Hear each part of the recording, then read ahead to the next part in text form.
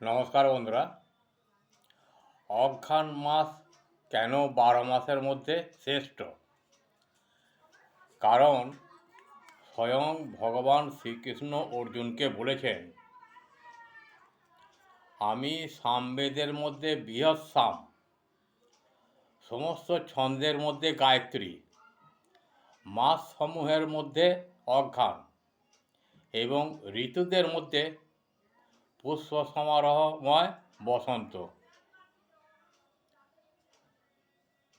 যে দুঃখ ভোগ করে সেই ভবিষ্যতে সুখ ভোগ করতে পারে, কিন্তু যে দুঃখ দেয় সে কখনোই সুখী হতে পারে না।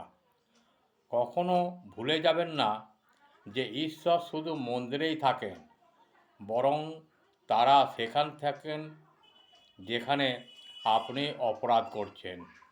হরে কৃষ্ণ, রাধে রাধে। নমস্কার, ভালো থাকবেন।